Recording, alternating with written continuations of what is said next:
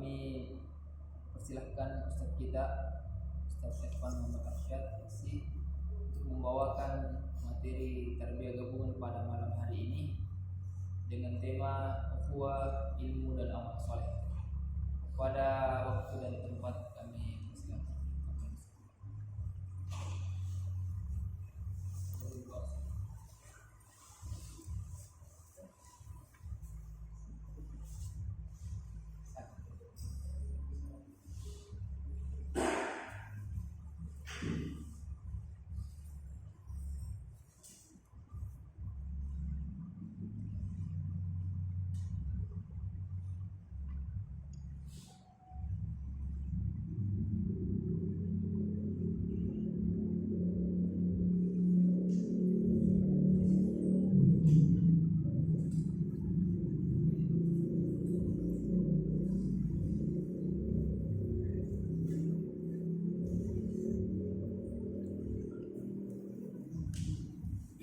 Bismillahirrahmanirrahim.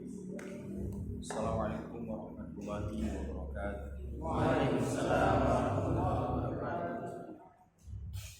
Alhamdulillahirabbil alamin wassalatu wassalamu ala asyrafil anbiya'i wal mursalin nabiyina wa habibina Muhammadin sallallahu alaihi wasallam wa ala alihi wa sahbihi wa man tabi'ahum bi ihsan ila yaumil din, amma ba'd.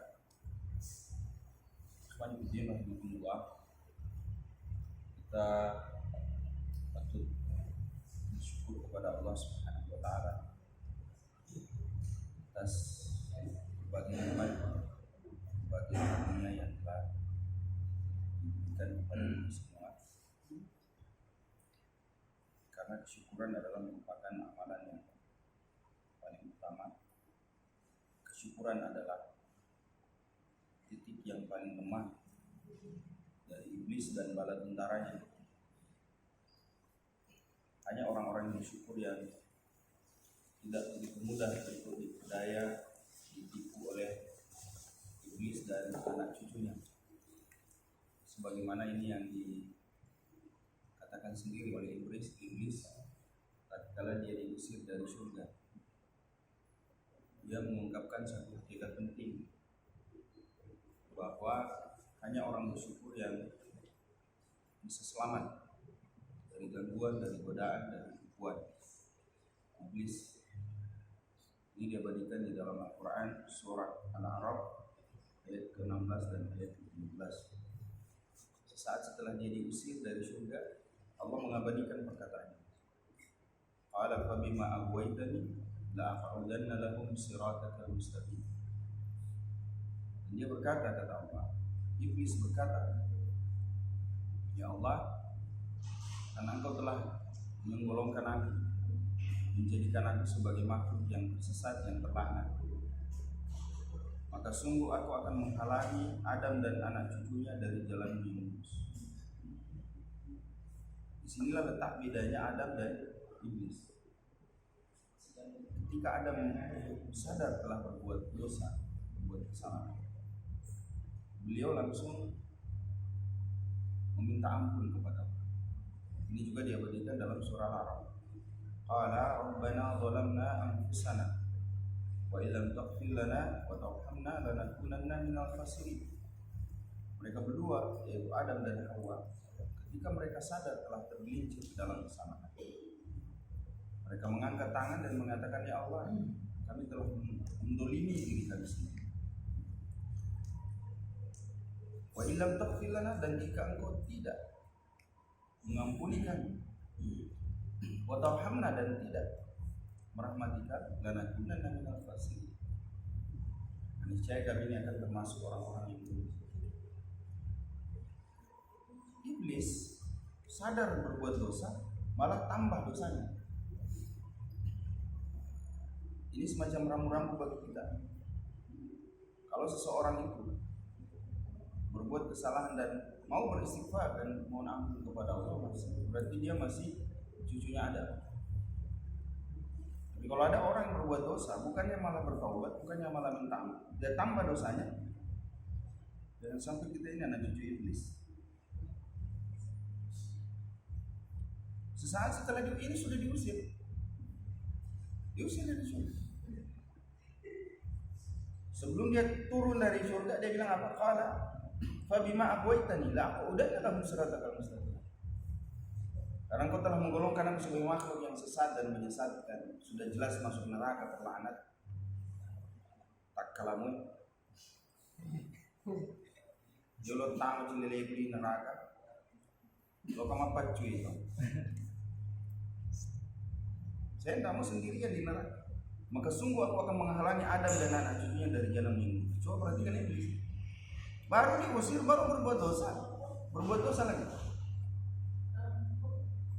Dengan mengungkapkan tekadnya untuk menyesatkan anak cucu.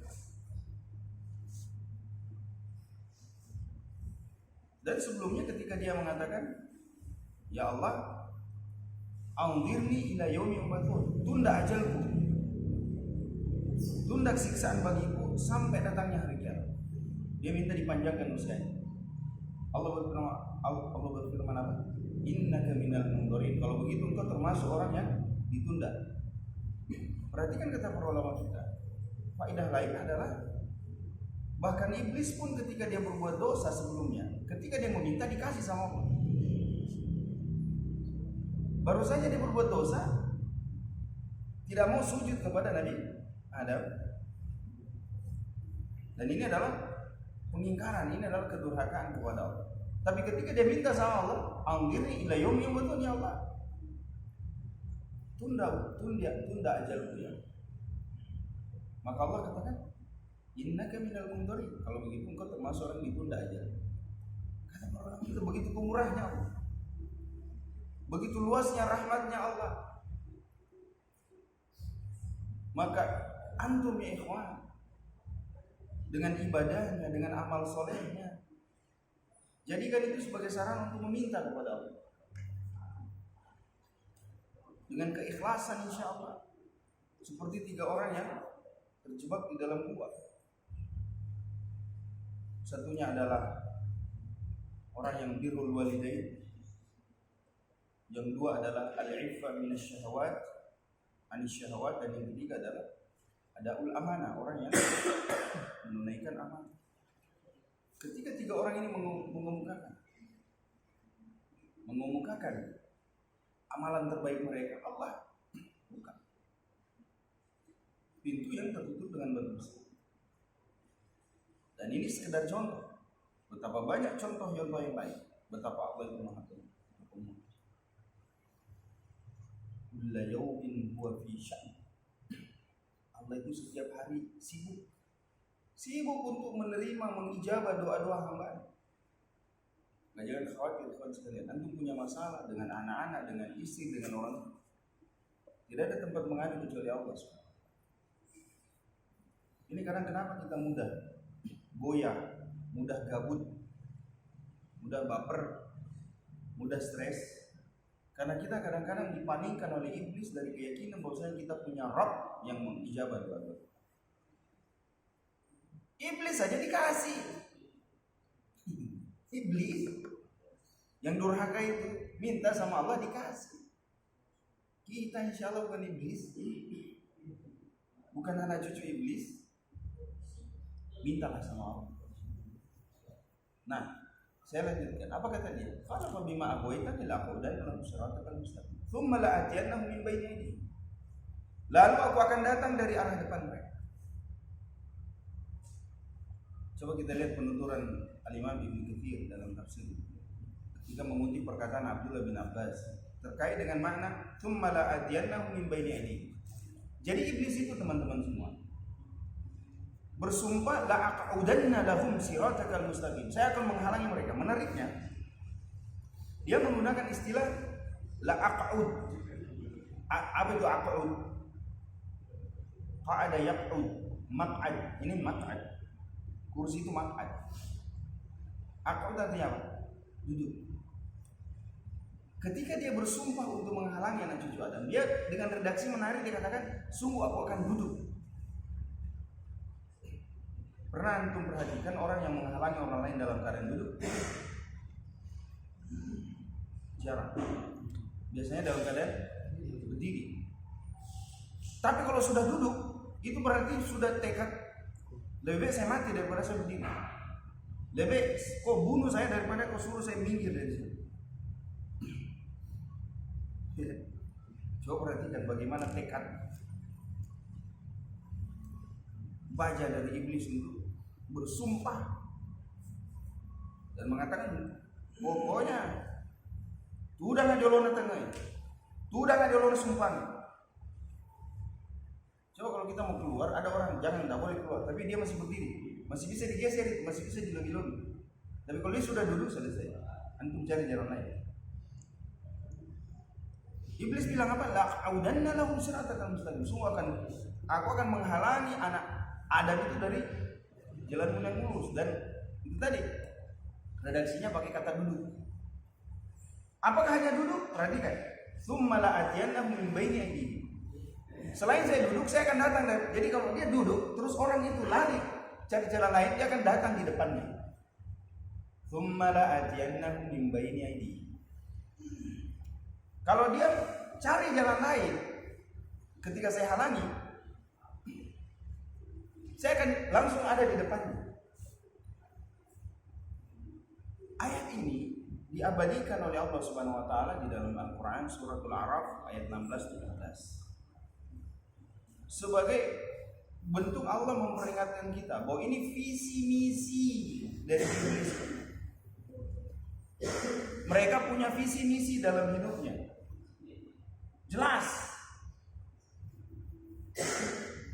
Jelas mereka mau berbuat apa. Nah, kata para ulama kita, yang kacau itu, yang salah kalau seorang muslim tidak tahu jelas tujuan hidupnya seperti apa. Dia memperjuangkan apa? Dia sebenarnya mau kemana? Tidak jelas. Orang seperti ini, pernah antum keluar terus tidak jelas tujuannya, nyasar kemana? Saya tahu karena saya kadang-kadang keluar rumah tidak tahu contohnya. Ya, ini sekedar contoh. Apalagi kalau Mia tidak ada di rumah. Biasanya kalau Mia tidak ada di rumah, misalnya ke Makassar. Seperti ini akhir-akhir ini kan ke Makassar. Ya. Saya keluar rumah mau makan apa ini siang ini? Tidak jelas saya mau makan apa. Akhirnya keliling kota Watampone, tidak ketemu. Mau makan apa? Akhirnya ujung-ujungnya ke rumah mertua. Inilah orang yang tidak punya tujuan yang jelas. Coba kita orang yang tidak punya tujuan jelas itu serba mengambang. Iblis jelas tujuannya. Saya akan hidup untuk menyesatkan anak-anak. Kita orang muslim, umat Islam, tidak punya tujuan, tidak punya visi dan misi yang jelas, tidak punya program kerja, kalah sama iblis. Tsumma la'atiyannahum min baini aydihim, lalu aku akan datang dari arah depan. Apa kata Abdullah bin Abbas? Dari depan itu maksudnya usyakkikuhum fi ukhrahum. Aku akan menjadikan mereka ragu terhadap perkara akhirat. Aku akan menjadikan mereka ragu terhadap hari kiamat, surga, neraka. Menjadikan mereka tidak terlalu yakin, tidak terlalu bersemangat meraih surga dan tidak takut dengan neraka. Kadang kita seperti itu. Dan itu adalah bentuk dari usaha iblis. Wa min khalfihim, dan aku akan juga datang dari belakang. Dari depan, dia juga dari belakang. Dan aku akan datang dari arah belakang. Apa maksudnya dari belakang? Kata Abdullah bin Abbas, urabbibuhum fi umuri dunya.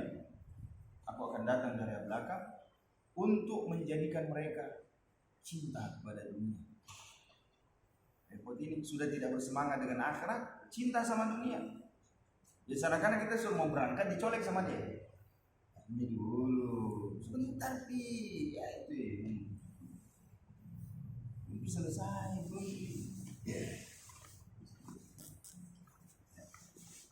Jadi dari depan dia melemahkan kita dari aspek bagaimana visi kita kepada akhirat. Dari belakang dia justru menggoda kita untuk lebih cinta kepada dunia. Dan ujian-ujian itu selalu akan datang dalam kehidupan kita. Kita diberi pilihan oleh Allah antara mengedepankan akhirat atau dunia. Dan itu memang berat, itu sulit. Itu adalah sesuatu yang tidak gampang. Itu adalah sesuatu yang tidak sederhana. Pasti kita akan mengorbankan sesuatu. Nah, pilihannya jelas. Apakah kita mau mengorbankan akhirat atau mengorbankan dunia? Kan cuma itu. Pilihannya jelas. Orang yang cerdas tentu akan memilih untuk mengorbankan dunianya daripada akhirat. Lalu apa kata iblis? Wa an aimanihim, dan aku akan datang dari arah kanan. Apa maksudnya datang dari arah kanan? Aku akan memberi mereka syubhat dalam perkara agama mereka. Dikasih syubhat kita dalam perkara agama, yang menjadikan kita ragu terhadap agama kita, ragu terhadap syariat, ragu terhadap Allah, ragu terhadap pelaksanaan sunnah-sunnah Rasulullah SAW, tidak bersemangat beramal soleh. Itu dari arah kanan. Lalu dari kiri, wa an syama'ilihim, dan aku juga akan datang dari arah kiri mereka, dari seluruh arah, teman-teman. Maksudnya dari kiri apa? Uzayyinu lahumul ma'asi, aku akan menghiasi kemaksiatan dalam pandangan mereka. Coba lihat, kemaksiatan dihiasi seindah-indah. Perkara akhirat, perkara dunia dijelek-jelekkan sama iblis. Uzayyinu lahumul ma'asi, aku akan menghiasi kemaksiatan. Inilah tekad iblis. Dari 4 arah, depan, belakang, kanan, kiri. Cuma 2 arah yang tidak dia masuk. Dari mana? Dari atas dan bawah. Kata Imam Ibnu Katsir, kenapa syaitan tidak bilang wa min fawqihim? Aku akan datang dari arah atas, karena hidayah dan rahmatnya Allah turun dari atas. Kalau seorang mengangkat tangannya, dan kalau seorang menengadah untuk berdoa dan minta ampunan kepada Allah, selesai, iblis tidak bisa ngapa-ngapain. Dari mana lagi? Dari bawah. Arah bawah adalah ketika seorang bersujud di hadapan Allah. Ketika kening ini bersujud, ketika wajah dan hati kita bersujud, itu adalah kondisi yang kita paling dekat dengan Allah, dan sekaligus merupakan keadaan yang paling tidak bisa didekati oleh syaitan. Dan itu adalah amalan yang tidak bisa dikerjakan. Bersujud itu adalah hal yang dia tidak bisa kerjakan. Makanya kewajiban kita, ikhwan sekalian, adalah mengangkat tangan dan bersujud.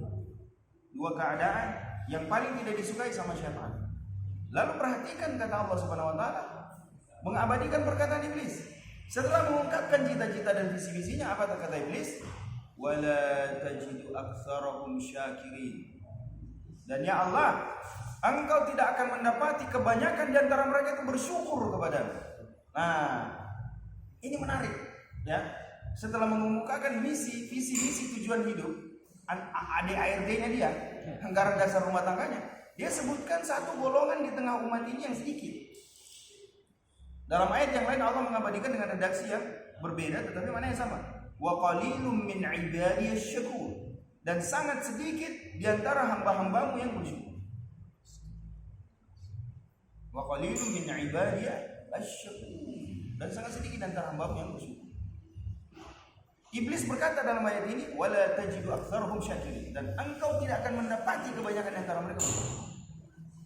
Para imam ketika menafsirkan ayat ini mengatakan, sebenarnya iblis secara tidak sengaja atau sengaja mungkin atau tidak tahu sedang mengungkapkan sebuah hakikat besar. Apa itu? Bahwa hanya orang-orang yang bersyukur yang tidak bisa digoda. Hanya orang bersyukur yang tidak semudah itu, tidak segampang itu dia berdaya. Makanya di KPPN pernah undang pengajian, itu setiap bulan kita isi. Tapi kepala kantor yang terakhir itu Pak Rinto Sudirman namanya, pindah ke Malang. Jadi dia naik pangkat, pindah kantor cabang. Pengajian terakhir dia bilang begini, Pak Ustaz, ini kan menjelang hari anti korupsi sedunia. Bagaimana supaya materinya Pak Ustaz tentang korupsi. Jadi materi yang sebenarnya saya sudah tulis-tulis saya lipat. Lalu saya tiba-tiba bicara korupsi. Saya angkat ayat ini bahwa ada satu nilai yang hilang dari tengah-tengah kita, baik secara person, keluarga, berbangsa dan masyarakat. Apa itu? Syukur. Orang yang bersyukur tidak akan korupsi, betul tidak? Orang yang bersyukur tidak akan berzina, betul tidak? Yang ada dia poligami. Karena dia bersyukur kan? La in syakartum la azidannakum. Inna 'adzabi lasyadid. Wa la in kafartum inna 'adzabi lasyadid. Dan kalau engkau bersyukur, aku akan tambahkan nikmat. Aku akan tambahkan nikmat. Makanya seorang ustaz waktu pengantin baru ya. Umi, masya Allah, bersyukur itu dapat kita. Sang istri dengan lugu bertanya, masya Allah nih, kenapa bisa bersyukur itu dapat kita? Lalu sesuai mengatakan, karena bukan Allah berfirman, la in syakartum la azidannakum. Kalau engkau bersyukur, aku tambah. Langsung dapat punggung. Satu malam itu enggak. Dia cerita sendiri. Ustaz ini cerita sendiri ke saya. Sangat langsung yang mengalami. Kami dah bilang malam-malam baru-baru menikah, artinya masih hot-hotnya, masih embryon. Masih embryon. Dia bilang begitu, insyaallah bukti Umi deh bersyukur itu dapat kita. So sweet ya. Masih ini cowok romantis ya. Kan dia tanya, insyaallah. Tapi dia mau perjelas. Abi, kenapa dia bersyukur? Merah pipi itu nanas. Dia mau merasakan digombal-gombal lagi supaya tambah merah. Kenapa dia bersyukur? Kenapa tidak bersyukur? Tidak. Bukan Allah berfirman di dalam Al-Quran, la in syakartum la azidannakum. Sungguh jika engkau bersyukur, aku akan tambahkan nikmat padamu. Masya Allah. Langsung balik kanan. Udah ngomong beberapa bulan, bombe beberapa hari. Jadi bombe beberapa hari gara-gara itu. Nah, coba perhatikan. Wala tajidu aktsarahum syakir. Dan engkau tidak akan mendapati kebanyakan hamba-hambamu bersyukur. Itulah hakikat yang sedang diungkap oleh syaitan. Makanya kalau mau jauh dari gangguan syaitan, caranya bersyukur. Kalau belajar dari ayat, banyak berdoa, mengangkat tangan, dan yang kedua banyak bersujud. Makanya inilah rahasia. Kenapa ibadah yang pertama yang disebut di dalam Al-Quran itu adalah Qul wa idh qulna lil malaikati isjudu. Jadi di antara perintah-perintah pertama yang disebut di dalam Al-Quran itu adalah bersujud. Rasulullah SAW bersabda dalam hadis yang diriwayatkan oleh Imam Muslim, aqrabu ma yakunu bainar rabb wal abd wa huwa sajid wa huwa fi sujud fa aktsiru du'a bi. Keadaan yang paling dekat antara seorang hamba dengan Rabb-nya adalah dia sujud. Maka hendaklah engkau memperbanyak sujud di dalam.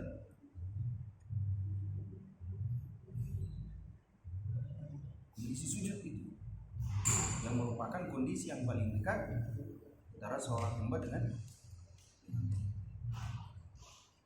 Ketika salah seorang sahabat Rasulullah Sallallahu Alaihi Wasallam yang merupakan pembantu Rasulullah Sallallahu Alaihi Wasallam itu menceritakan, dia mengatakan, kuntu abitu ma'an Nabi Sallallahu Alaihi Wasallam. Aku pernah bermalam bersama Rasulullah Sallallahu Alaihi Wasallam.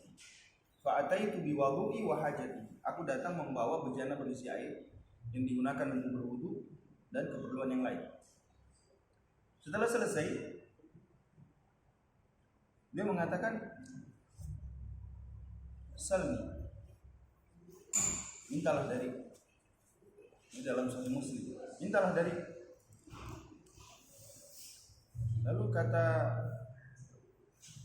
sahabat ini, inni as'aluka murafaqataka fil jannah. Wahai Rasulullah, aku meminta agar bisa menyertaimu di dalam surga. Anda misalnya Rasulullah hadir sekarang lalu bilang sama antum, minta dari saya, antum meminta apa? Mungkin yang punya yang Rasulullah nikahkan aku dengan akhwat yang paling soleh. Kalau yang sudah ada, ya Rasulullah nikahkan lagi ya. Nah, sahabat ini Rabi'ah bin Ka'ab al-Aslami. Namanya siapa? Rabi'ah bin Ka'ab al-Aslami. Salim ya Rabi'ah. Mintalah wahai Rabi'ah, salim. Apa kata dia? Ya Rasulullah, inni as'aluka murafaqataka fil jannah. Aku minta aku bisa menyertaimu di dalam surga, insyaallah. Sahabat ini tahu betul bahwa orang di depannya ini pasti masuk surga. Izinkan aku menemanimu di dalam surga sebagaimana aku menemanimu di dunia, melayanimu di dunia. Apa kata Rasulullah? Au ghairu dzaka? Tidak ada permintaan lain kan selain itu? Apa jawabannya? Tetap teguh. Huwa dzaka ya Rasulullah. Itu saja Rasulullah, tidak ada yang lain. Apa kalau Rasulullah SAW mengatakan baik, antum insyaallah menyertai saya? Tidak. Dan ini menunjukkan bahwa surga itu tidak bisa diperoleh dengan cara bermain-main. Sudah jelas bahwasanya Rasulullah SAW bisa untuk itu. Tapi apa kata Rasulullah SAW? Fa'inni ala nafsika bi kathratis sujud.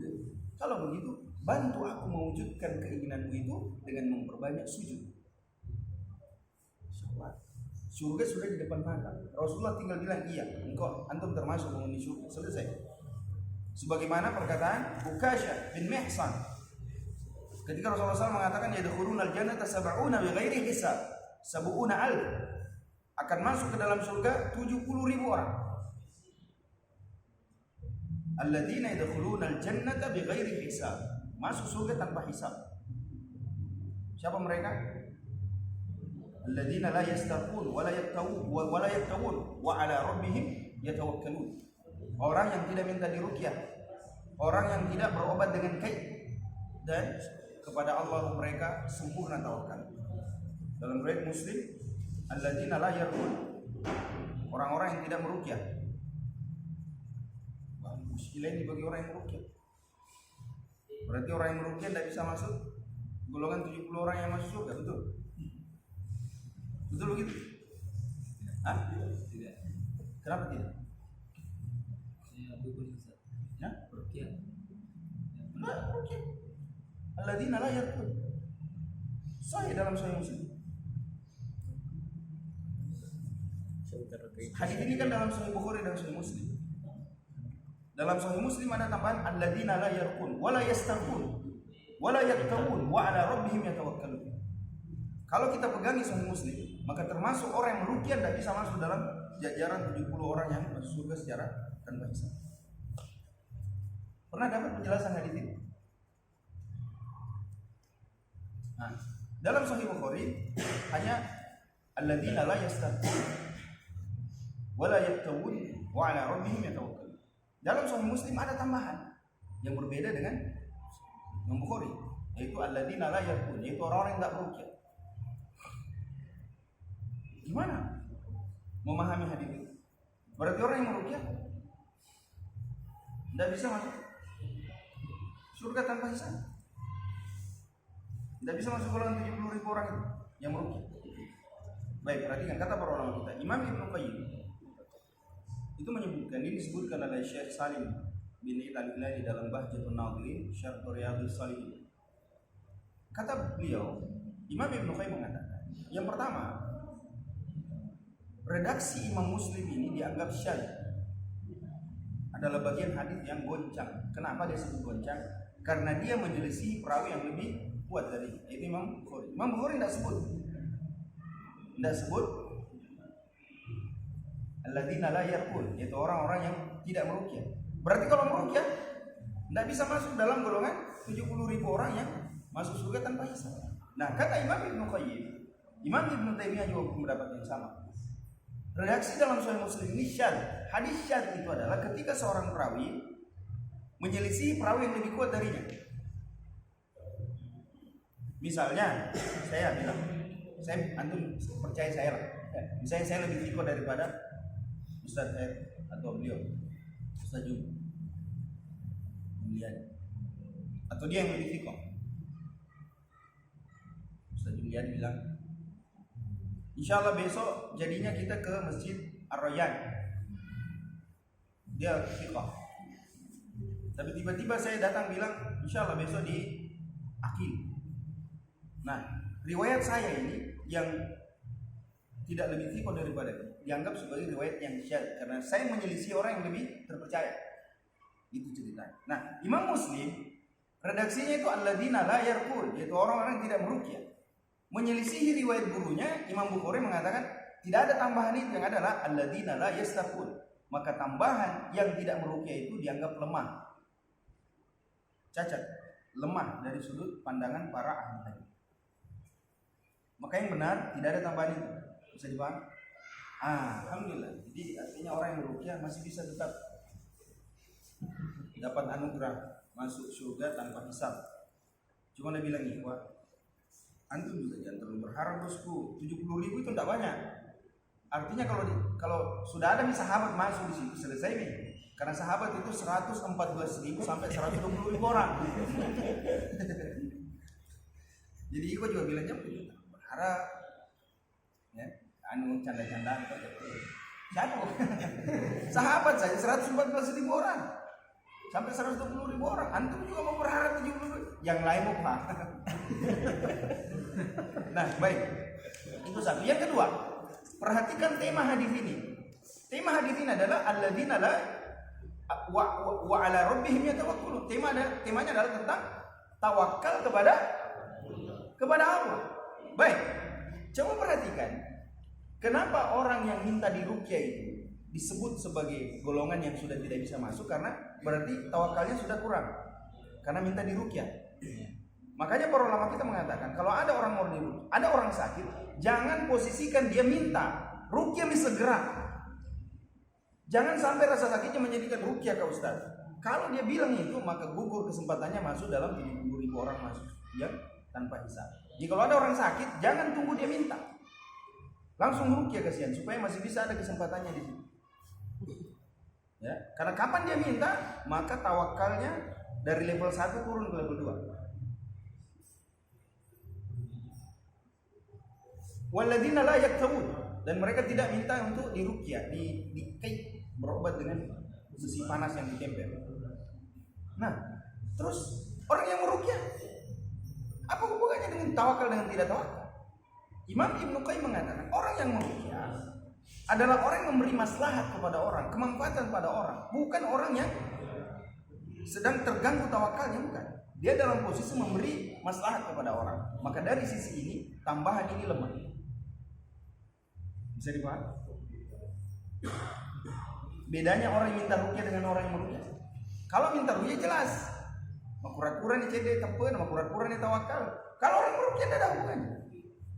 Maka inilah menyebabkan para ulama kita baik dari segi sanad maupun matan dan pemahaman terhadap fikih hadis ini, para ulama mengatakan hadis ini tidak bisa di bagian layar pun itu tidak meruqyah itu tidak bisa diterima kata para. Coba lihat para ulama kita melihat. Makanya kita butuh peran arahan para ulama kita ketika terkait dengan konteks hadis ayat atau hadis-hadis Rasulullah SAW. Karena kalau ini dipahami, masya Allah, mungkin tidak ada orang juga mau meruqyah. Dan misalnya mau kamu masuk yang 70.000, langsung ada yang bisa. Mau juga terlalu berharap. Ya, santai mau kok. Nah, kawan sekalian. Lalu apa kata Ukasyah bin Mihsan? Apa kata beliau? Ya Rasulullah, ud'ullaha li ayyaj'alani minhum. Ya Rasulullah, berdoalah kepada Allah agar menjadikan aku masuk di antara satu dari 70.000 malaikat itu, 70.000 orang masuk surga. Maka apa kata Rasulullah? Anta minhum. Nah, coba lihat perhatikan Rasulullah SAW disebut anta minhum, engkau termasuk di antara mereka. Bukankah hal yang sama Rasulullah SAW bisa katakan kepada Rabi'ah bin Ka'ab al-Aslam? Tapi Rasulullah tidak bilang begitu. Akhirnya ada lagi orang yang berdiri melok toy ke situ capun di kota anak. Ya Rasulullah, berdoa juga untuk saya. Ini sahabat tapi tidak disebut namanya. Ada sahabat kuda lagi, ya Rasulullah, berdoa juga untuk saya. Apa kata Rasulullah? Sabaqaka biha Ukasyah.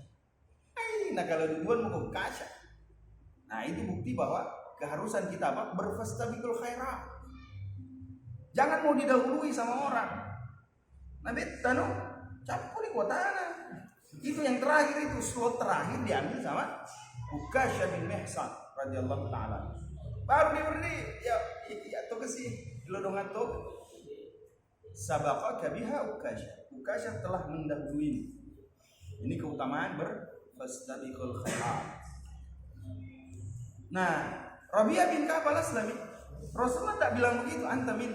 Nah, anta ma'i fil jannah. Rasulullah tak bilang begitu. Apa kata Rasulullah SAW?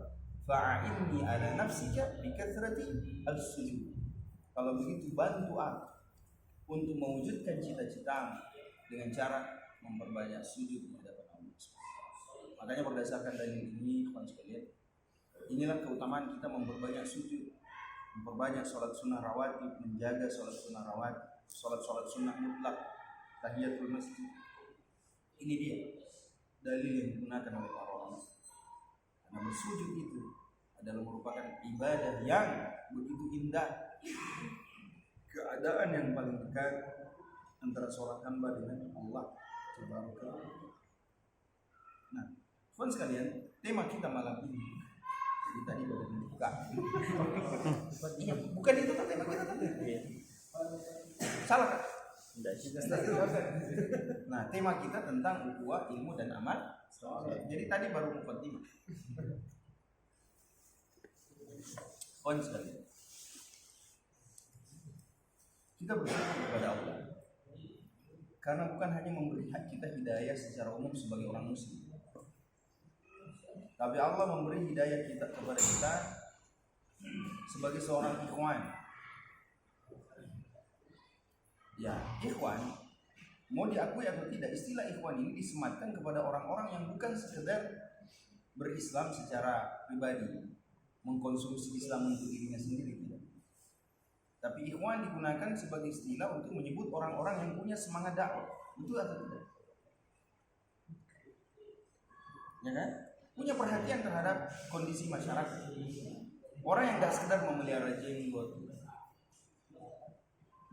berpakaian yang bersih, apik, rapi, harum, berwajah cerah. Ikhwan bukan, tapi mereka punya semangat bagaimana melihat dan merubah orang lain, keadaan sendiri.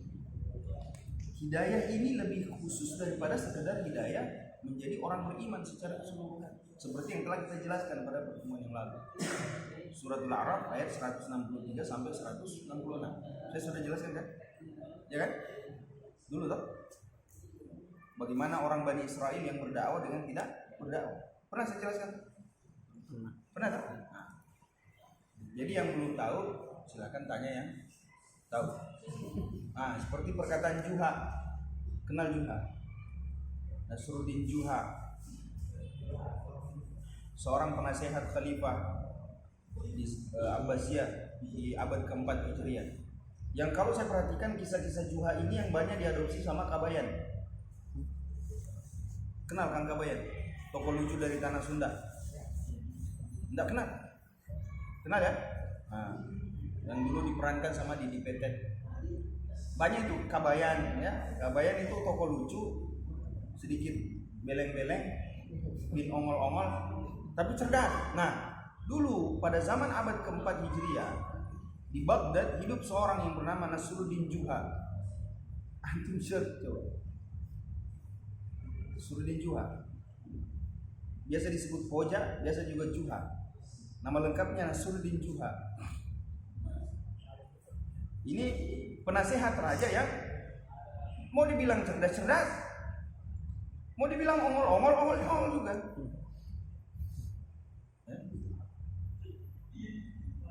Nah, tadi saya sebelum bicara Juha apa yang saya bicara?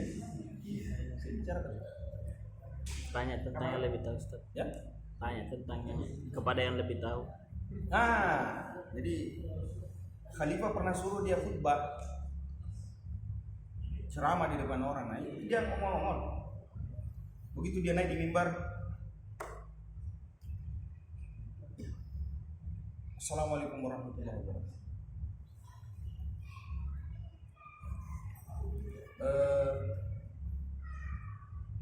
Apakah jemaah sekalian sudah tahu apa yang saya mau sampaikan? Kacau ini naik-naik.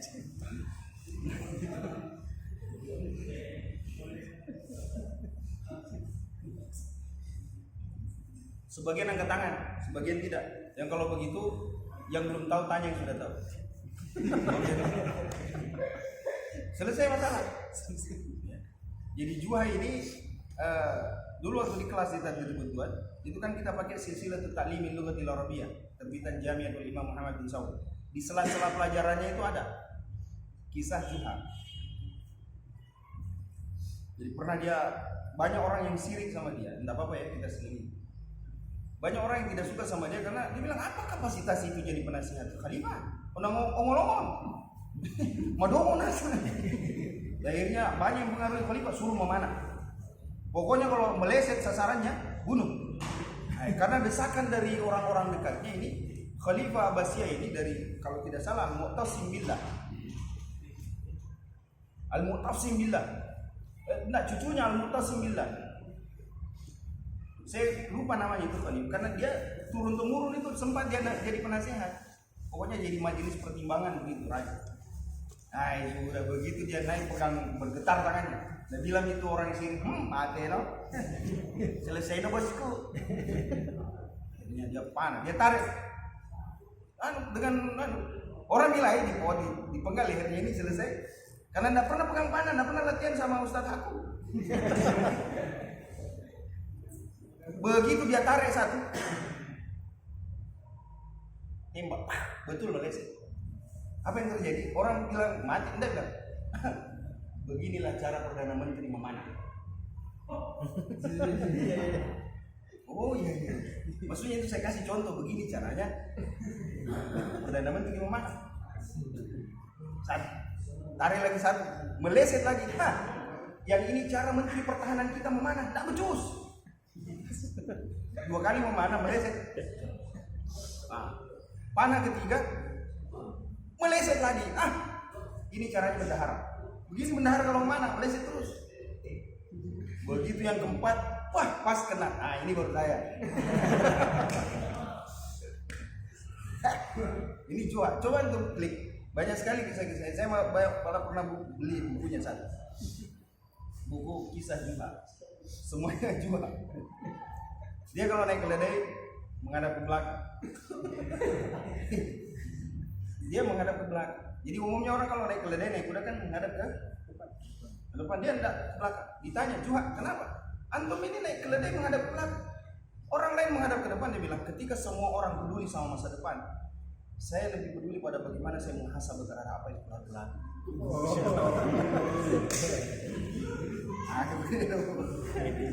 Ada orang peduli pada apa yang telah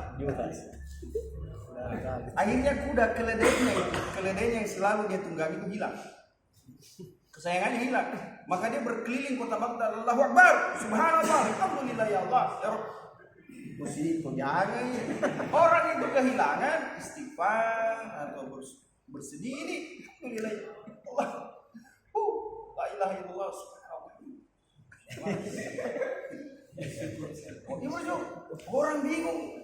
Nah, ini orang. Maka ditanya sama, tunggu, berhenti dulu. Kita orang biasa kehilangan bersedih. Antum kenapa gembira? Dia bilang, bagaimana saya tidak gembira? Keledai saya itu hilang dalam keadaan saya tidak berada di atasnya. Coba kalau dia hilang dan saya ada di atasnya, berarti saya hilang juga.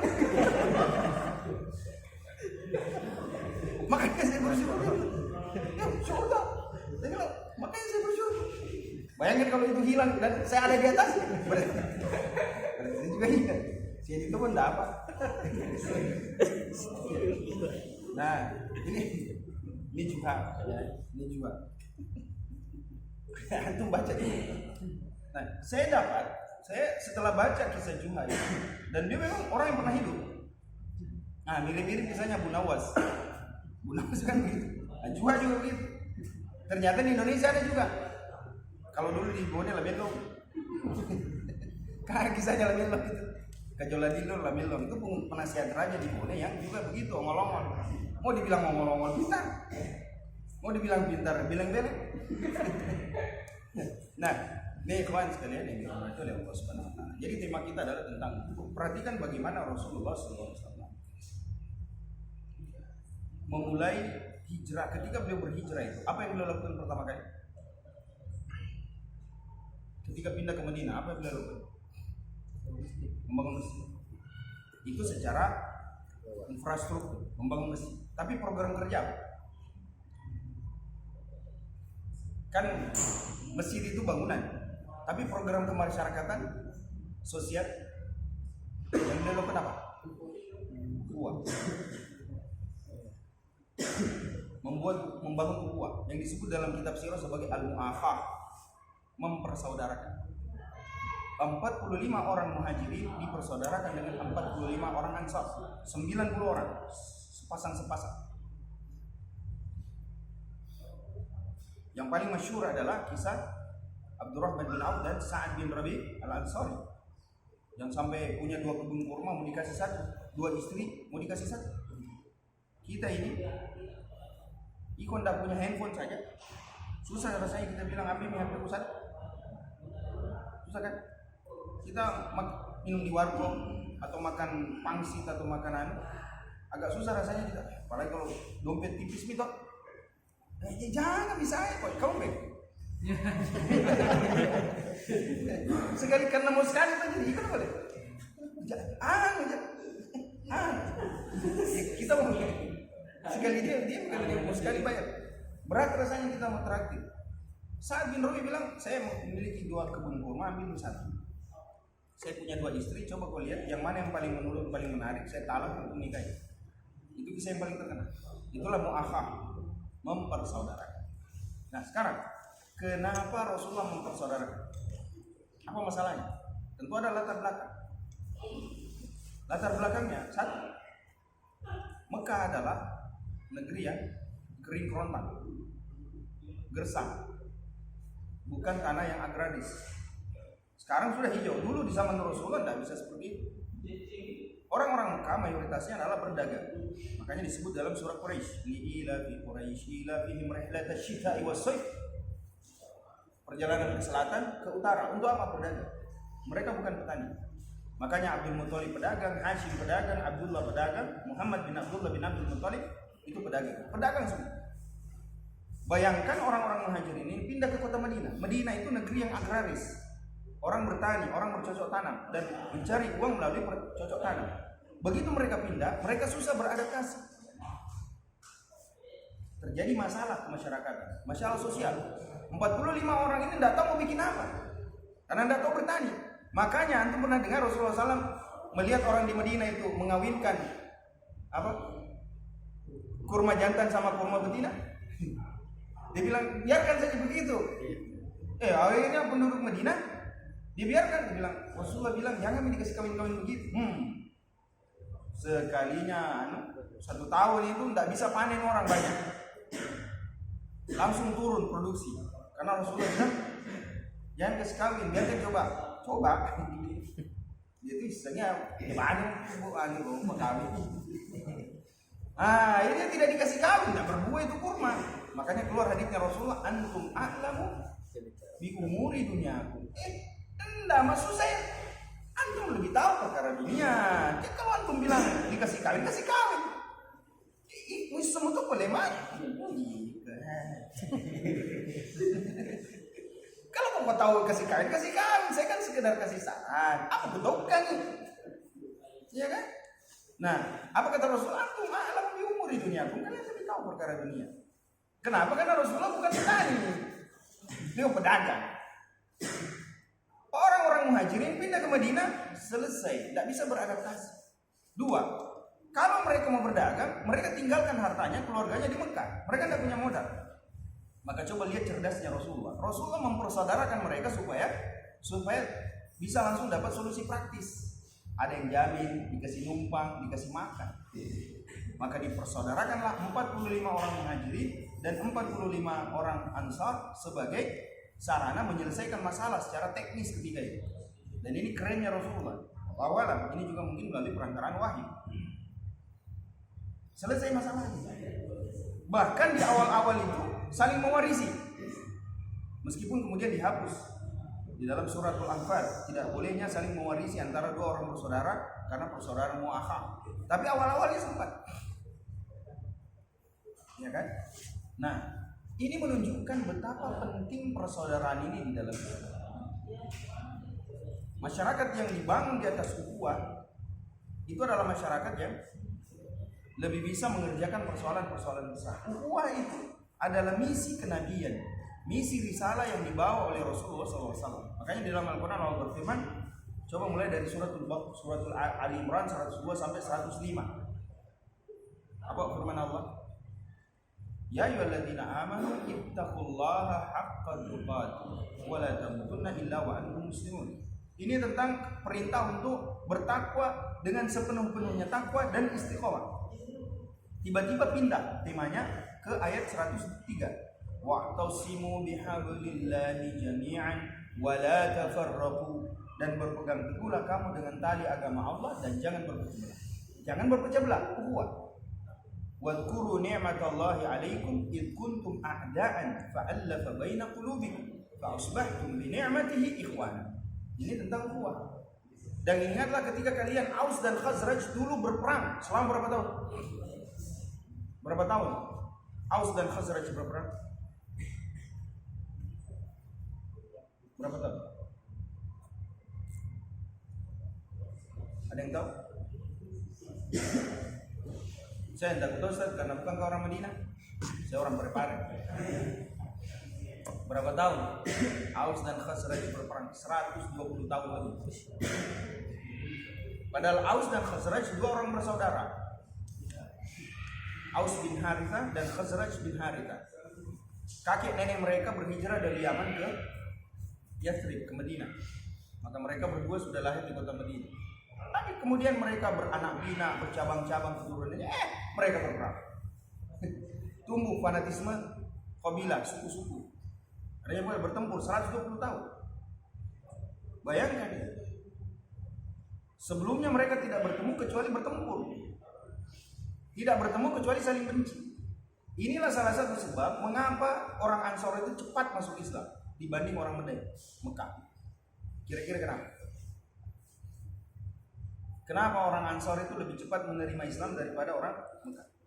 Rasulullah berdakwah di Mekah 13 tahun. Yang ikut tidak sampai 100 orang. 50-60 orang. 13 tahun. 50-60 orang. Diutuslah Mus'ab bin Umair sebelum hijrah, setelah peristiwa Bait Aqabah yang pertama. Belum 1 tahun seluruh kota Madinah sudah masuk Islam. Bahkan ada satu kampung yaitu permukiman Banu Abdil Ashhal yang dipimpin oleh Sa'ad bin Mu'adz.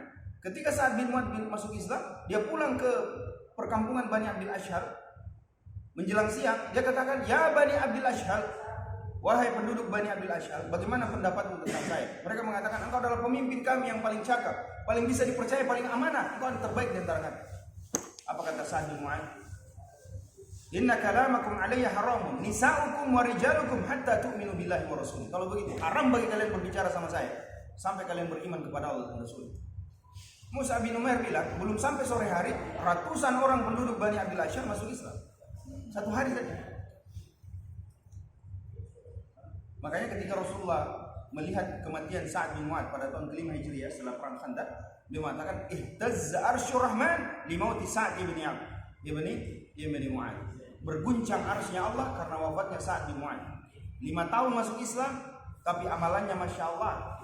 Dan ini menunjukkan keislaman kita bukan tentang lamanya kita, durasinya bukan, tapi bagaimana kita singkat mungkin tapi berkualitas. Sa'ad bin Mu'adz masuk Islam sesaat setelah hijrahnya Rasulullah dan wafat tahun ke-5 Hijriah setelah perang Khandaq karena kena panah orang Yahudi. Lukanya pecah di dalam Masjid Nabawi, darahnya mengalir sampai melintas di kemahnya. Karena Rasulullah bikinkan kemah dalam Masjid Nabawi supaya mudah dijenguk. Dia bilang, "Jangan kasih pulang ke rumahnya, bikinkan kemah di dalam rumah supaya saya bisa lihat." Ternyata tengah malam pecah lukanya, mengalir darahnya, dan dia wafat. Dalam Sahih Muslim dia mengatakan, "Ihtazza arsyur rahman li mauti Sa'ad bin Mu'adz." Telah berguncang arsy-Nya Allah karena kematian Sa'ad bin Mu'adz. 5 tahun. Dan sekarang sudah berapa tahun kita hijrah? Sudah berapa tahun kita berislam? Apa yang telah kita lakukan untuk Islam? Maka yang terpenting adalah bagaimana kita berusaha, bagaimana kita memberikan amalan terbaik kita untuk Allah dan Rasul.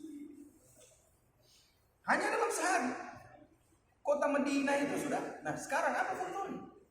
Yang berdakwah ini di Mekah ini Rasulullah, pemegang risalah pertama. Yang dia dakwai siapa? Bukan orang lain, paman-pamannya, sepupunya, keluarga besarnya. Tempat dia lahir, tumbuh dan menjadi dewasa. Kenapa dia ditolak? Dan beliau memiliki akhlak yang begitu indah. Beliau bukan orang yang sembrono, bukan orang yang songong, bukan orang yang angkuh, enggak. Akhlaknya begitu indah, tetapi ditolak. Apa sebabnya? Ada 3 kata para ulama. Kenapa orang Ansor itu lebih cepat menerima Islam? 1, karena karakter dasar. Karakter dasar orang Madinah yang berbeda dengan orang Mekah. Nanti antum kalau hijrah, ada apa? Umrah insyaallah bisa lihat perbedaannya. Bisa lihat insyaallah. Ketemu dengan keramahan, kelembutan hati orang Madinah. Jadi secara asal orang Madinah itu memiliki sifat dasar yang berbeda dengan orang Mekah.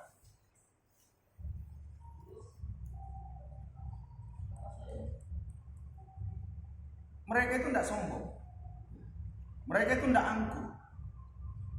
Mereka adalah orang yang paling lembut, paling halus perasaannya, mudah menerima kebenaran dan pantang menolak kebenaran. Dalam hadis yang sahih yang diriwayatkan oleh Imam Bukhari, ketika utusan orang-orang Yaman, perhatikan, ketika utusan orang-orang Yaman datang ke Madinah, Rasulullah mengatakan, "Qad atakum ahlul Yaman, hum araqqu afidatan wa alyanu quluban."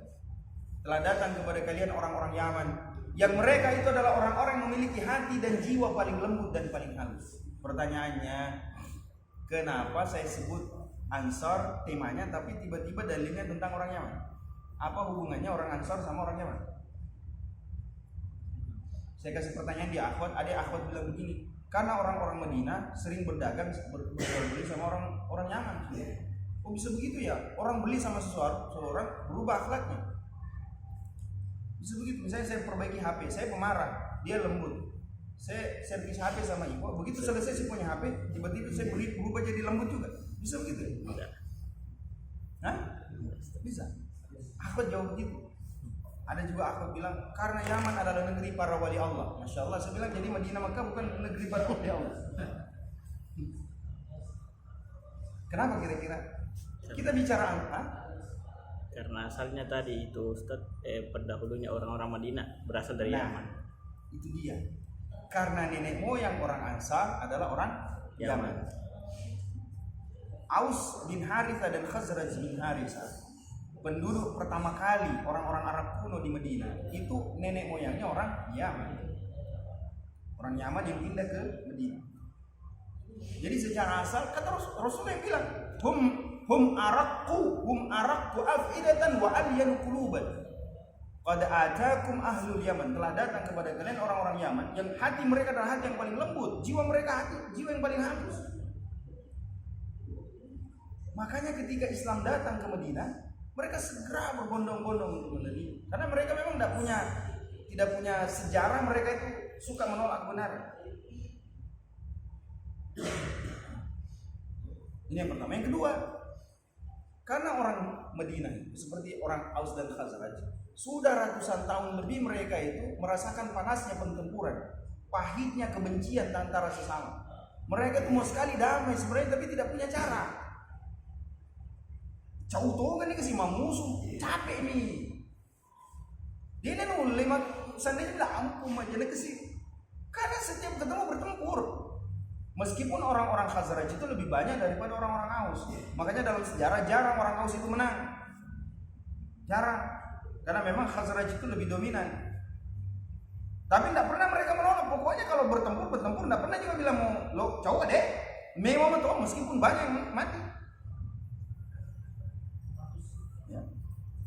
Nah, ketika ketemu dengan Rasulullah, mereka bilang apa? Qad tarakna qaumana ya Muhammad, sungguh kami telah meninggalkan kaum kami ya Muhammad, dan tidak ada masyarakat, tidak ada kaum yang lebih keras kebencian di antara mereka melebihi kebencian orang Aus dan Khazraj. Dan kami sungguh ingin bersatu. Dan seandainya Allah menyatukan kami karena keberadaanmu ya Muhammad, maka engkau adalah manusia yang paling mulia di sisi Allah Subhanahu wa taala. Artinya apa? Satukan kami kalau kamu bisa. Makanya begitu ketemu 6 orang Khazraj di Mina pada peristiwa sebelum Bayat Aqabah, itu yang mereka sampaikan.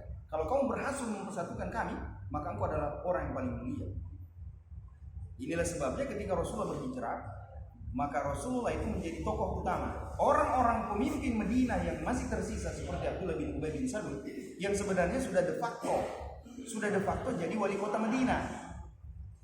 Jadi Abdullah bin Ubay bin Salul itu tinggal menunggu pelantikan. Sudah quick count dan real count sudah jadi gubernur Madinah itu. Sudah ada penetapan dari KPU-nya kota Madinah di zaman itu. Tinggal mau diangkat. Nah, itu terjadi setelah perang Bu'ad. Pernah dengar perang Bu'ad? Perang Bu'ad itu perang terakhir antara Aus dan Khazraj yang kira-kira terjadi 3 tahun sebelum hijrah. Peristiwa perang Bu'ad mempertemukan Aus dan Khazraj terakhir kali. Kali itu Aus menang karena berkomplot sama orang Quraisy, dibantu sama orang Quraisy, dibantu juga sama orang Yahudi. Menang mereka melawan Khazraj. Tapi kesepakatan mereka mau bersatu dengan mengangkat pemimpin yang masih hidup ketika itu, yaitu siapa? Abdullah bin Ubay bin Salul yang menjadi tokoh munafik nantinya. Coba bayangkan misalnya kalau tinggal dilantik, tiba-tiba bukan kita yang dilantik. Siapa yang dilantik? Rasulullah Sallallahu Alaihi Wasallam. Sakit hati dia. Makanya dengan tim suksesnya bikin kelompok orang munafik. Launa ada. Apa istilahnya lauda? Ungkapannya, ya. Nah, kalau bahasa Indonesianya perginya kata. Nah, sampai di mana tadi? Jadi mereka ini sudah ingin ketemu, mau bersatu tapi tidak tahu caranya. Makanya ketika Islam datang dan mempersatukan mereka, itu yang menjadikan mereka cepat untuk masuk Islam. Faktor ketiga. Yang ketiga adalah Mekah itu adalah negeri yang jauh dari kenabian. Mekah ini adalah negeri yang jauh dari masa kenabian.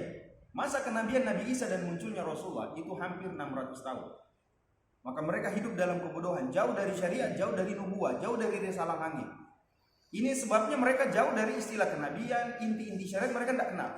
Termasuk siapa Nabi terakhir mereka tidak tahu, padahal nanti muncul dekat rumahnya. Beda sama orang Madinah. Orang Madinah bedanya apa? Jangan tahu. Orang Ansar itu bertetangga sama orang Yahudi. Orang Yahudi ini tempatnya mereka di Syam sebenarnya, di Palestina, Lebanon, Suriah, Yordania. Mereka di sana dulu. Tapi karena invasi orang-orang Romawi ke sana, mereka lari ke selatan, mendekat ke kota Madinah, ke kota Mekah. Jadi mereka bermigrasi dari utara ke selatan. Sebab kedua, karena memang dalam kitab suci mereka ada isyarat bahwa Nabi terakhir itu akan datang dari arah selatan. Maka mereka datang ke situ menanti-nanti kedatangan Nabi. Orang Yahudi di kota Madinah ini selalu menyampaikan Taurat kepada penduduk Madinah. Selalu berdakwah juga. Dia tafsirkan, dia dakwai orang-orang musyrik Madinah, orang-orang dan Khazraj orang musyrik. Mari kita bertauhid, mari kita beribadah kepada Allah saja, berakhlak yang bagus. Itu yang dia sampaikan. Jadi orang Ansar itu tidak asing dengan istilah kenabian. Nah, makanya dalam riwayat Salamah bin Salamah bilang, dulu saya bertetangga sama seorang pendeta Yahudi. Kalau dia pergi berdakwah, dia kasih ikut, dia bonceng. Salamah, mau ikut ayo sini naik, coba. Naik di untanya, naik. Nah, ini pendeta berdakwah. Tempat-tempat berkumpulnya orang Ansar. Mari kita berdakwah. Orang Ansar, apa lagi itu? Sumpah pendeta, dari mana lagi? Dari mana lagi itu? Sembarang sedih kau. Ini Pak Pendeta bilang, ini inti syariat. Semua Nabi bawa ini. Ini ajaran langit. Termasuk Nabi yang terakhir ini akan bawa ini. Nabi yang terakhir. Orang Ansar bilang, Nabi yang terakhir dari mana? Dari sini, ini sekitar sini. Kalau bukan Mekah Madinah dia keluar. Nah itu. Dia bilang kapan pi bede? Kapan pi? Corona bi? Pendeta bilang kau lihat Salamah itu tetanggaku dan tetanggaku yang ngesimat cium, can dua. Ya, itu yang kecil. Kau lihat kalau dia besar nanti muncul itu nanti. Makanya Salamah bin Salamah bilang, tidak berlalu waktu yang terlalu lama rasanya tiba-tiba saya sudah menjadi pemuda dan betul kabar kedatangan Rasulullah sudah tiba di telinga saya. Maka saya menghambur ke rumahnya Pak Pendeta. Pak Pendeta, mage itu sudah tua renta. Mage sih, ida mangu. Maka deh kita ingat dulu itu kita suka bonceng-bonceng pergi berdaun. So iyo masya Allah. Nggak bisa mau pergi mana tua mah om tua mi om. Waktu ini ramah. Kenapa yang mau dibonceng lagi? Itu dulu kita ingat itu kisah itu tentang Nabi terakhir. Dia bilang iya kenapa? Memang itu mau datang. Nah datang nih. Siapa? Mau datang berhijrah. Siapa namanya? Muhammad. Bukan Nabi itu. Yahudi. Ini di sifat dasar Yahudi. Jadi dia ingkari. Oh bukan itu, bukan Nabi itu yang saya maksud. Lain. Nah, tapi ala kulli hal orang Ansor sudah tahu. Bahkan orang Yahudi itu kalau bertengkar sama orang Aus, dia bilang, "Oh iya, nanti kalau datang itu Nabi terakhir, dia akan berperang bersama kami. Kami akan memusuhi kalian, mengusir kalian sebagaimana orang-orang Ad dan kaum Iram dimusuhi oleh nabi-nabi dan orang bersama mereka." Jadi memang orang Ansor itu akrab sangat. Nah, makanya ketika 6 orang Khazraj datang ke Mina pada musim haji tahun ke-11 Hijriah, tahun ke-11 kenabian, 2 tahun sebelum hijrah, datang berhaji 6 orang Khazraj.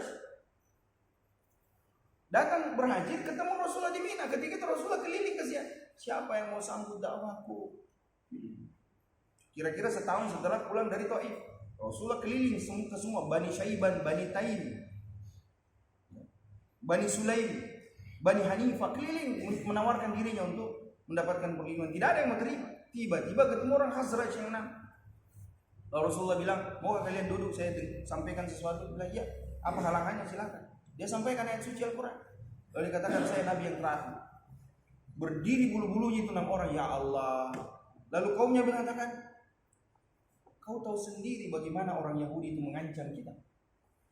Iya. Bukankah kalau kita bertengkar sama mereka selalu bilang akan ada nabi datang dari sini. Mau semua tahu? Mestinya bah. Nah ini kayak ini nih. Maka dia bilang, berikan tanganmu, sambut dakwahnya, jangan mau dikalah duluan sama orang Yahudi. Jadi belum beta, kan itu nasinya. Dulu mereka selalu bilang nanti mereka berperang sama kita, jangan kok. Dia akan berperang bersama kita. Maka dia sambut apanya?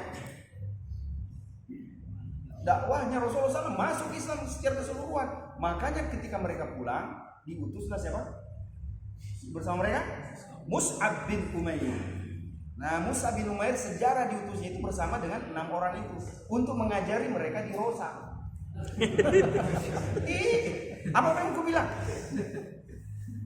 Mengajar di Rosa. Jadi beliau itu mudarris pertama yang diutus ke kota Madinah. Murabbi pertama beliau. Dai, ustaz, kiai, muballigh, mudarris, murabbi pertama yang diutus ke kota Madinah siapa? Mus'ab bin Umair untuk mengajari 6 orang satu halaqah yang sudah terbentuk. Nanti di sana mereka bikin pelatihan lagi. Iya kan? Sebenarnya ikhwan sekalian, substansi persoalan terjadi meski dengan istilah yang berbeda. Maka berbanggalah jadi mudarris, berbanggalah jadi murabbi. Oh, jangan salah. Itulah sejak 6 orang inilah. Dan disinilah keutamaan ilmu. Dari mana kita ngambil sisi keutamaan itu? Istifadahnya di mana? Kok bisa kita ketemu keutamaan ilmu? Dari kisah 6 orang ini. Para ulama kita bilang, perhatikan bagaimana utamanya ilmu. 6 orang itu masuk Islam hanya dengan ilmu yang sedikit saja. Apa itu? Bahwa Nabi yang terakhir akan datang dari sana. Itu saja. Orang Madinah itu kodong tidak punya ilmu seperti orang Yahudi yang menguasai kitab suci mereka. Orang Madinah itu ilmunya cuma satu, bahwa Nabi terakhir akan diutus dari arah Mekah. Itu saja. Tetapi ilmu yang secuil itu, begitu ketemu bersentuhan terpapar mereka, langsung masuk Islam tanpa banyak tanya, tanpa banyak bicara. Itulah karakter orang-orang Ansar. Inilah sebabnya 13 tahun Rasulullah di kota Mekah tidak seberapa yang ikut, tapi sekalinya Mus'ab bin Umair diutus ke Madinah masuk Islam. Belum cukup 1 tahun seluruh kota Madinah sudah menyebut nama Rasulullah SAW di dalam rumah-rumah mereka. Ini keutamaan. Bayangkan kalau ilmu kita lebih banyak. Bayangkan kalau Al-Quran kita baca, pahami, tentu keutamanya lebih banyak dari sekedar itu. Dan yang terakhir, yang keempat, kenapa mereka mudah menerima Islam? Kita tadi cerita perang Bu'ad. Apa perang Bu'ad? Perang terakhir yang mempertemukan Aus dan Khazraj. Pada perang ini, tokoh-tokoh Medina yang berpotensi menjegal dakwahnya Rasulullah itu banyak yang wafat. Tersisa sedikit saja. Termasuk siapa? Abdullah bin Ubay bin Salul. Yang lain yang lebih jago dari dia banyak mati. Beda sama di Mekah. Di Mekah, tokoh-tokoh tua yang berpengaruh itu masih hidup, dan itu adalah paman-paman Rasulullah, kakek-kakek Rasulullah, saudara-saudara bapaknya. Abu Lahab, Abu Jahal itu masih sepupu sama bapaknya Rasulullah SAW. Amurena. Makanya ini yang menjadikan dakwah di Mekah itu susah berkembang karena tokoh-tokoh tua masih hidup. Nah, itu mirip-mirip di sana. Coba, saya pernah isi taklim di satu masjid besar di Batampoin. Ketua pengurusnya masih muda, tapi banyak pengurus yang masih tua, sudah tua, makure ini, makadon ya Roma, makadon, koli. Saya isi 3 hari, kan ceritanya setelah pada bulan Ramadan saya dipanggil ceramah, akhirnya jemaah bilang, jadi kan Ustaz Irfan itu isi taklim setiap pekan, akhirnya 3 pekan saya. Pekan keempat saya ditelepon sama bendahara, "Ikhwan, apa Ustaz? Terjadi konflik di masjid. Kenapa? Generasi tua sama generasi muda berbeda pendapat. Maksudnya generasi tua tidak mau kita ini selesai." Saya bilang, "Jangan, kalau begitu tidak usah. Lebih kita mundur." Nah, ini contoh gitu. Kenapa Quraisy itu lambat bergerak dakwah? Karena tokoh tua masih dominan. Beda di Madinah, perang Bu'ad menghabiskan tokoh-tokoh tua. Makanya Aisyah radhiyallahu anha mengatakan dalam Sahih Bukhari, seakan-akan Allah menjadikan perang Bu'ad itu sebagai muqaddimah yang melempangkan jalannya Rasulullah SAW memasuki kota Madinah. Begitu beliau masuk, tersisa generasi muda. Yang tua-tua itu yang susah berubah, mati sebagian besar, sekali sedikit. Siapa? Abdullah bin Ubay bin Salul. Tapi Abdullah bin Ubay bin Salul, anak-anaknya itu sahabat. Termasuk salah seorang sahabiah, Jamilah bintu Abdullah, yang kemudian dinikahi oleh siapa? Abdullah bin Jahsh. Nikahi salah seorang panglima Uhud, yaitu Abdullah bin Jahsh. Namanya Jamilah bintu Abdullah bin Ubay bin Salul. Dan itu menunjukkan bahwa keimanan itu dan kekafiran tidak bisa diwarisi. Keimanan itu adalah hidayah Allah. Maka perhatikan bagaimana Rasulullah SAW menjadikan ukhuwah sebagai basis gerak.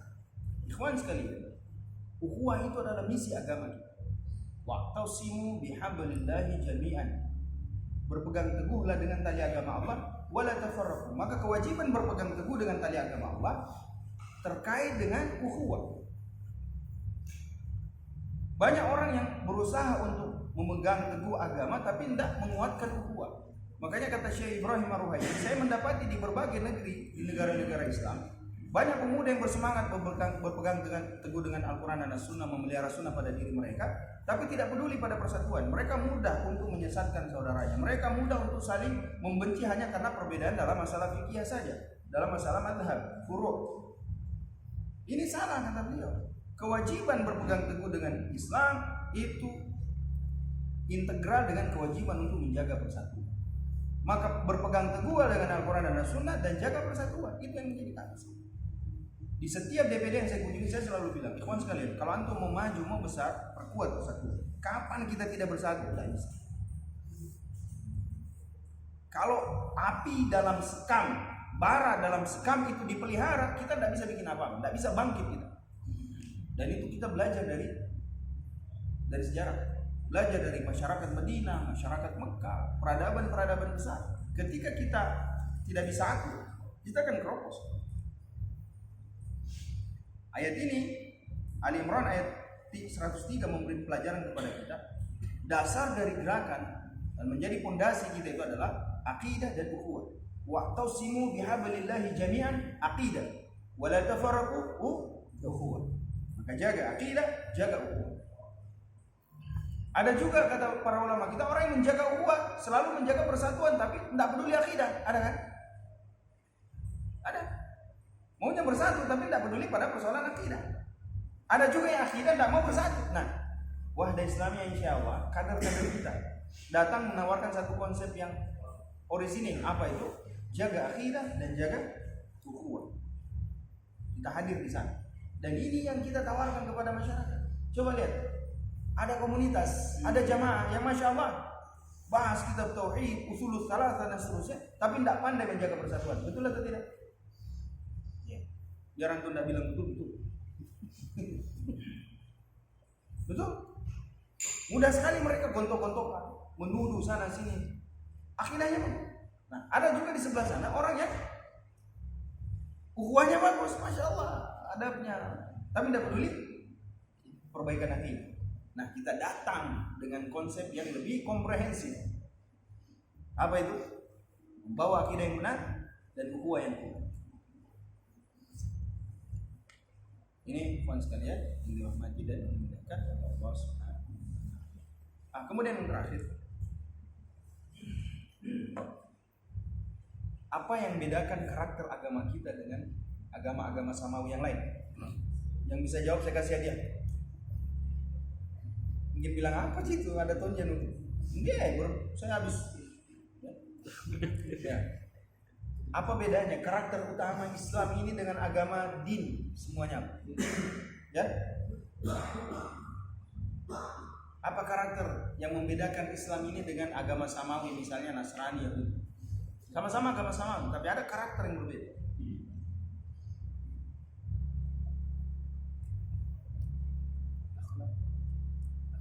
Akhlak. Orang Yahudi tidak berakhlak. Orang Nasrani tidak berakhlak.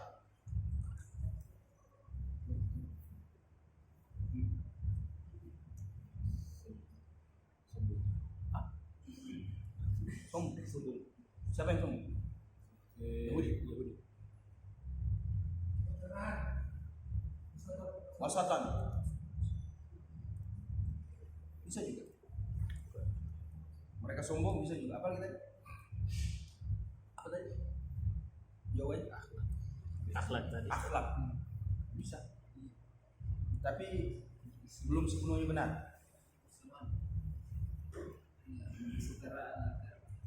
Kesetaraan antar masuk dalam masjid. Itu pendapat. Apa lagi? Ego. Asal tahu ya. Begini, karena di Islam itu kita lihat misalnya kenyataannya Kristen itu tidak ada pecah belah, tidak ada berkotak-kotak. Sedangkan kita Berpecah belah. berkotak-kotak. Itu pendapat. Karakter dasar agama ini yang berbeda dengan agama samawi yang lain. Perhatikan ikhwan sekalian.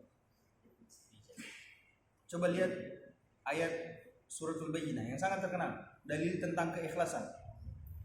Wa ma umiru illa liya'budullaha mukhlishina lahud-din hunafa wa yuqimus shalah wa yu'tuz zakah wa dzalika dinul qayyimah. Hafal ayat ini kan? Ayat ini berbicara tentang siapa? Ya? Orang kafir, dari kaum kafir.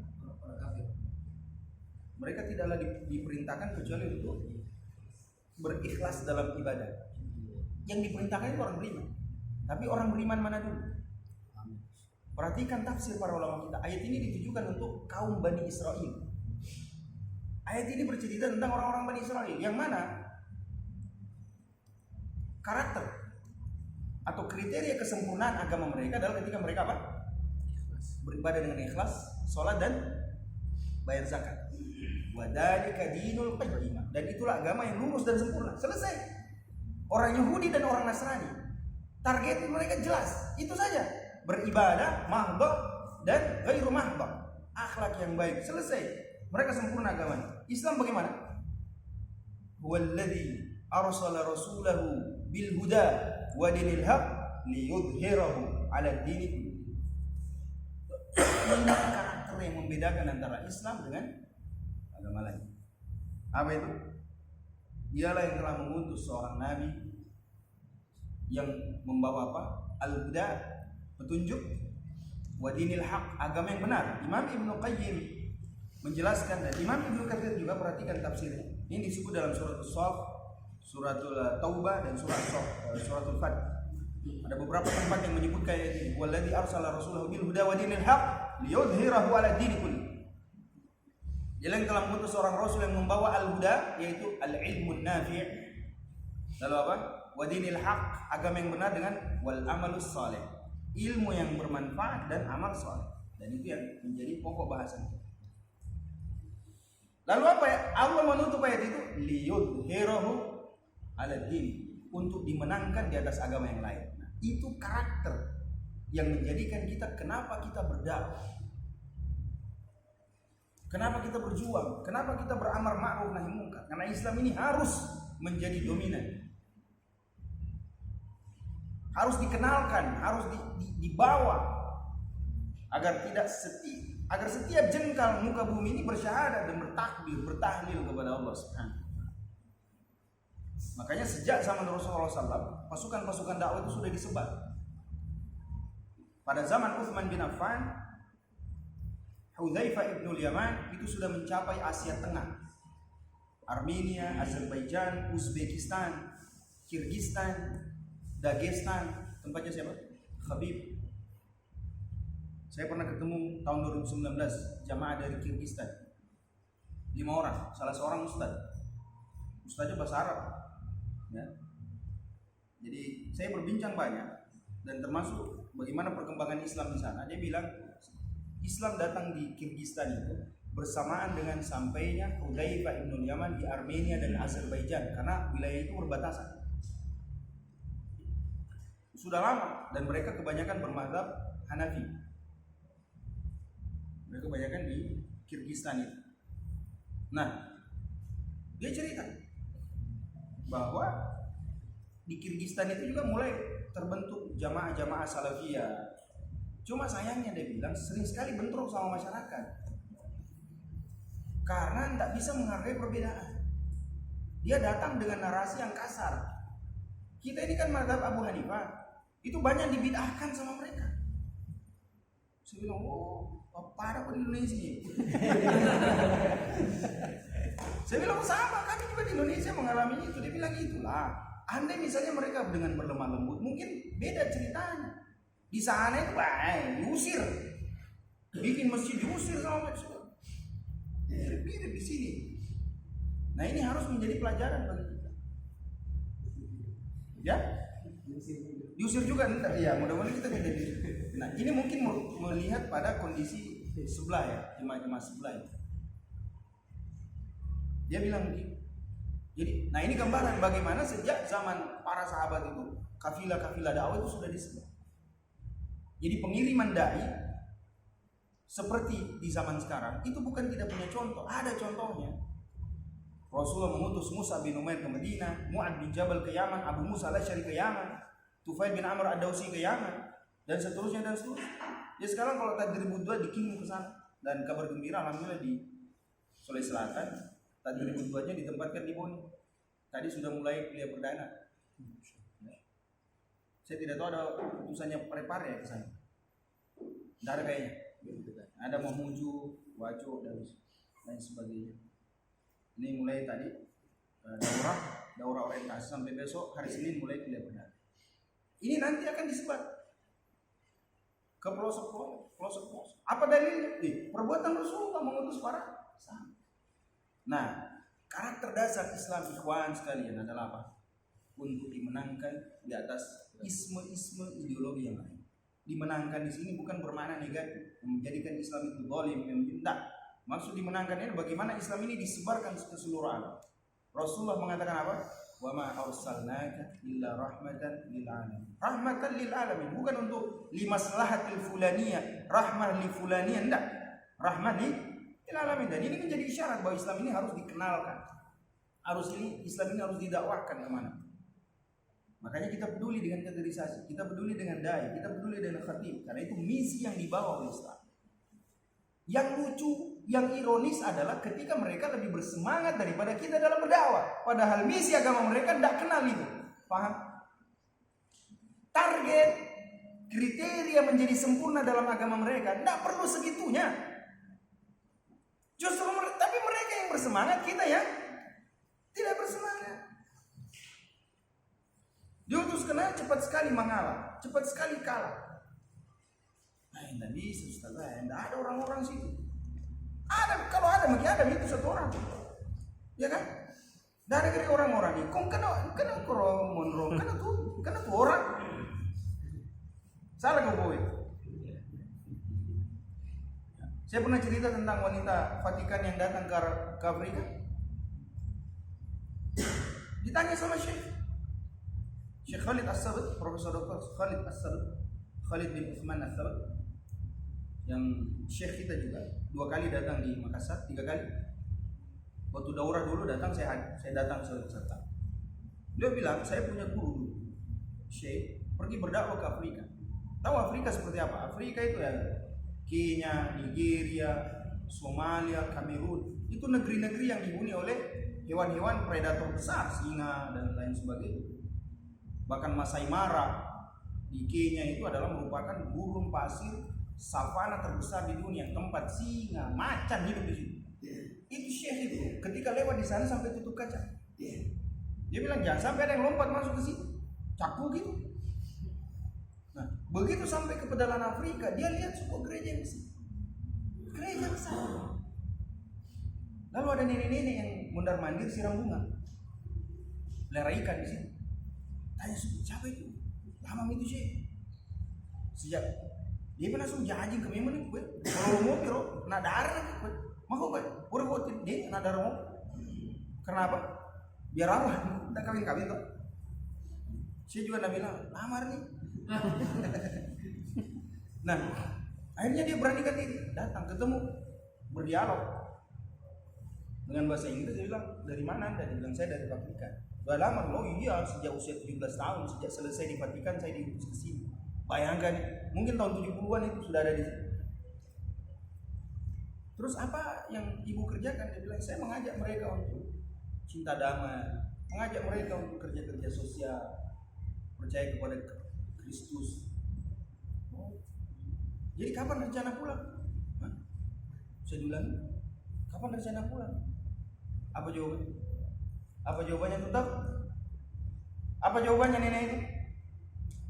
Saya ingin jawaban itu kita tulis baik-baik di dinding kita, para dai, para ikhwan. Apa jawabannya nenek-nenek yang bikin Syekh ini tersentak dan tidak bisa berkata apa-apa? Apa jawabannya nenek-nenek? Ada yang tahu? Sunyi Ustaz. Apa jawabannya? Saya kuno qabri huna. Saya akan dikuburkan di sini. Arab. Inilah yang kita katakan tadi. Betapa orang yang mengusung panji kebatilan lebih militan daripada kita, lebih kokoh daripada kita. Kita tarbiyah saja, talim saja tidak taat. Dia puluhan tahun tinggal di belantara Afrika, tidak pernah minta pulang. Ustaz kasih pulang mak. Tidak ada orang-orang sini. Andrean maki macam. Mata terji'i ila biladik. Kapan kamu pindah? Kapan kamu pulang ke Vatikan? Lah, saya kuno qabri guna. Saya akan dimakamkan di sini. Ini cita-cita besar yang menjadikan dia militan. Ada enggak dari kita yang diutus ke Mempawah, ke Mentawai, ke Papua, berdakwah di tengah-tengah orang asmat yang pakai koteka itu? Ada enggak ikhwah yang diutus ke sana lalu mengatakan saya kuno qabri guna, biar saya dikubur di sini. Kalau saya menikah nanti tinggal saya kirim koteka ke ikhwah. Iya. Jadi kalau pakaian seragamnya panitia lain pakai gamis, di sini pakai koteka. Jadi itu pendapat. Menikahi putrinya kepala suku Asmat yang sudah jadi akhwat, masya Allah. Subhanallah. Ada kan? Pernah dengar Ustaz Hidayatullah menikahi dua putri kepala suku Asmat yang dia Islam? Maloto kapang pesan maloto di senjata dia putih. Maloto mulina tapi putih hatinya. Apalagi kan persoalan putih dan hitam persoalan skincare gitu. Gampang sekali orang glowing sekarang. Betul tidak? Racikan nih, gampang nih. Direndam baiklin sudah selesai. Ya kan? Sekarang itu saya bicara ini sebenarnya curhat juga. Iya, kader-kader kita sekarang mudah sekali melempem kayak kerupuk. Kita sementara formulasi, kira-kira apa yang bisa menjadikan kader kita militan? Coba lihat wanita Vatikan, saya kuno kok berguna, kuburan saya ada di sini nanti. Coba kalau di dalam setiap diri dai itu seperti itu, semangat dakwanya. Ingat, misi agama kita itu jelas, liut hiro. Mereka tak punya misi itu, tapi justru mereka menerapkan itu pada perjuangan mereka. Syekh Abdullah Al-Khatib mengatakan, bayangkan dua pasukan bertemu, satunya kebatilan, satunya kebenaran. Tapi pembela kebatilan ini dengan percaya diri mengusung panji-panji mereka, sementara orang yang berada di atas kebenaran cuek-cuek. Logia? Apa istilahnya itu? Tidak terlalu kokoh begitu. Setengah-setengah. Dipatah kiri, dipatah sel, apa lari, selesai, dikasih kaget selesai, sudah selesai lari, bubar. Kenapa? Karena tidak militan, tidak setengah-setengah. Kira-kira yang bisa menang yang mana? Coba lihat pada pasukan Sa'ad bin Mu'ad, pasukan Tariq bin Ziyad, pasukan Abdurrahman Al-Ghafiqi. Ketika mereka bertempur dengan musuh Khalid bin Walid, ketika ketemu pasukan Persia, maka dia katakan, kami datang dengan sepasukan orang yang mencintai kematian sebagaimana kalian mencintai kehidupan. Apa tidak takut orang boleh bilang begitu? Kami datang sepasukan orang beriman yang mereka itu mencintai kematian sebagaimana kalian mencintai kehidupan. Orang-orang kafir itu sudah jatuh mentalnya, Pak. Kita ini mau berperang, mungkin masih mau hidup, mereka mau mati. Let's go lagi. Lebih isu bawa nombe Pak, dikalah. Dia tanda muka lah Eropa lo itu mati di logi tuh. Makanya pasukan Quraisy kocar-kacir karena mereka memang seperti itu. Abdullah bin Amr bin Haram Al-Ansari ketika keluar dari perang dia patahkan sarung pedangnya di atas lutut. Sarung pedang dia buka begini, sarungnya dia patahkan di lutut. Ketika ditanya dengan sekali dia bilang, siapa kamu kembali? Kalau masih ada sarungnya berarti masih mau hidup itu. Kalau masih ada sarungnya berarti masih mau pulang di rumah baik-baik, cuci saya punya pedang baru ganti. Nggak mau kami mau pulang, lo metoka mati. Nah, gimana kalau ribuan orang yang begitu? Mundur memang orang. Makanya Abdullah bin Haram Al-Ansari inilah yang wafat dalam perang Uhud. Lalu ruhnya diajak berbicara dengan Allah. Ini satu-satunya riwayat yang menjelaskan ada orang mati syahid, ruhnya diajak berbicara langsung sama Allah. Pernah dengar kisahnya? Pernah dengar kisah? Subhanallah. Tidak pernah dengar kisahnya Abdullah bin Haram Al-Ansari? Kalau Jabir bin Abdullah Al-Ansari pernah dengar? Sahabat yang paling banyak hadisnya di Rasul. Jabir bin Abdullah Al-Ansari. Nah, yang kita cerita bapaknya. Abdullah bin Haram Al-Ansari adalah ayah dari Abdullah Jabir bin Abdullah. Dia keluar di perang Uhud dengan menggunakan kain kafan di balik baju besinya. Karena dia memang mau dikubur, tidak mau kembali ke rumah. Lalu dia patahkan sarung pedangnya di atas pahanya dan bertempur sampai wafat. Ketika di zaman Muawiyah bin Abi Sufyan terjadi banjir besar di Madinah, termasuk wilayah Uhud itu terendam air. Jenazah para syuhada Uhud mengapung di atas air. Dulu tidak bersatu. Jadi saya ceritakan. Sekarang kalau untuk umroh, lihat kompleks Uhud itu besar, dua kuburan, satunya berisi 67, satunya berisi 3 orang. 70 syuhada Uhud. Satu kompleks. Dulu itu tersebar. Karena Rasulullah bilang sesaat setelah perang Uhud, makamkan mereka di tempat mana antum ketemu. Maka dia makamkanlah masing-masing tempat. Di zaman Muawiyah bin Abi Sufyan, daerah ini terendam banjir. Maka seluruh syuhada Uhud yang 70 orang itu mengapung di atas air. Dan subhanallah ikhwan sekalian, antum perlu lihat kitab sejarah. Semua jenazah yang terapung itu masih meneteskan darah setelah ratusan tahun. Pada saat itulah terlihat siapa ini. Pada saat Jabir bin Abdullah itu tahu bahwa ayahnya itu Abdullah bin Amr bin Haram wafat, dia lari menghambur mau peluk bapaknya. Apa kata Rasulullah SAW? Jabir mundur. Sama saja, kau lihat bapakmu atau tidak? Tidak ada bedanya. Demi Allah saya lihat sekarang ruhnya diangkat ke langit, diantar oleh malaikat dengan sayap-sayap mereka. Ini dalam Sahih Muslim. Begitu sampai di hadapan Allah, Allah bilang sama Abdullah, "Ya Abdullah, mada turid?" Wahai Abdullah, apa yang kau inginkan? Jadi pernah dengar kisah syuhada yang dimasukkan ruhnya di paruh burung berwarna hijau? Nah, kisah ini asalnya. Allah mengatakan Abdullah, apa yang kau inginkan?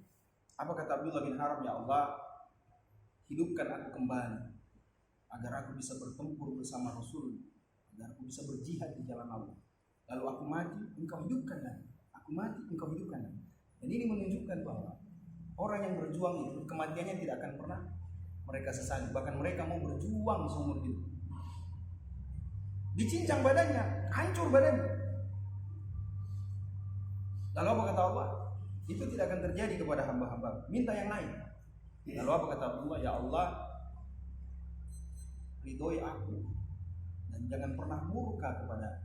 Allah berfirman dalam hadis qudsi, aku ridho kepadamu dan sejak hari ini aku tidak akan pernah murka kepadamu. Lalu kata Rasulullah SAW, ruh ayahmu dan ruh syuhada yang 70 orang itu ditempatkan di paruh burung yang berwarna hijau. Dalam riwayat yang lain, di tembolok burung yang berwarna hijau, burung surga. Lalu dia keliling ke dalam surga, makan dari makanan surga, minum dari minum-minum surga. Lalu ketika malam mereka tidur di lampu-lampu berpijar yang tergantung di arsy-Nya Allah Subhanahu. Makanya dalam ayat surat Al-Baqarah, la tahsabanna alladziina qutilu fi La tahsabanna alladziina qutilu fi sabilillahi amwata bal ahya'un 'inda rabbihim yurzaqun. Jangan pernah menyangka orang-orang yang wafat dalam perang di jalan Allah, perjuangan di jalan itu mati, tapi mereka sesungguhnya hidup dan dapat rezeki dari sisi Tuhan. Al-Imam Ibnu Qayyim Al-Jauziyah rahimahullah di dalam Miftahu Daris Sa'adah wa Mansyurah lil Ilmi wad Dirayah menjelaskan ayat itu.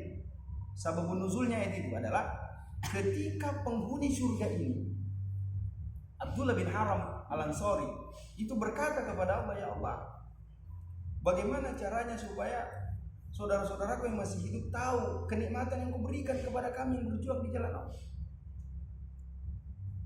Bagaimana kami menyampaikan bahwa begitu nikmatnya berjuang itu, ya Allah. Allah katakan apa? Nanti saya yang sampaikan. Maka turunlah ayat ini. Jangan pernah mengira orang yang berjuang di jalan itu mati, tidak. Tapi mereka hidup di sisi Allah Subhanahu wa taala dan senantiasa mendapat rezeki. Imam Ibnu Qayyim menjelaskan itu untuk menyebutkan kepada kita bahwa jangan pernah lelah dalam berjuang. Jadi para syuhada Uhud itu bilang sama Allah supaya mereka tidak lemah, supaya mereka tidak mudah mundur dari medan juang. Sampaikan kepada mereka, ya Allah, bagaimana caranya disampaikan? Maka Allah bilang, nanti saya sampaikan urusanku ini. Maka turun ayat yang bermakna seperti itu. Maka sebenarnya itu ini arahan kepada kita semua untuk jangan jadi lemah. Al-Quran sedang beri taujih kepada kita. Dan inilah satu-satunya riwayat di mana Allah mengajak berbicara manusia selain Nabi, selain Rasul secara langsung. Siapa namanya? Abdullah bin Amr bin Haram Al-Ansari radhiyallahu ta'ala, veteran perang Badar, tapi masih ikut dalam perang Uhud. Ini poin sekalian yang dirahmati dan dimuliakan. Jadi kalau kita futur, coba baca ayat-ayat ini. Ayat ini sebenarnya diperuntukkan untuk kita. Kalau kita lemah, baca ayat ini. Search saja. La tahsabanna alladziina zalamu alladziina qutilu fi sabilillahi amwata. Jangan pernah mengira mereka itu mati. Bahkan mereka hidup di sisi Allah dan mereka dapat rezeki. Kalau antum lihat terjemahan itu, Miftahu Daris Sa'adah wa Mansyurah lil Ilmi wad Dirayah, pada bagian pendahuluan ketika menjelaskan surga, kenapa Adam dikeluarkan surga, beliau menjelaskan Imam Ibnu Qayyim Al-Jauziyah. Nah, beliau menjelaskan tentang konteks apakah sudah ada penghuni surga sekarang. Kalau antum ditanya, ada kan? Apakah surga sudah punya isi sekarang? Bagaimana caranya? Belum dihisab. Ya, belum ada. Lalu riwayat-riwayat Rasulullah menyebut, ketika Rasulullah menyebut aku melihat neraka dan aku melihat Amr bin Luhai menyeret ususnya di dasar neraka karena dia orang pertama yang membawa patung ke kota Makkah. Amr bin Luhai orang pertama yang membawa berhala di kota Makkah, menyeret ususnya di neraka. Itu di zaman Rasul beliau lihat.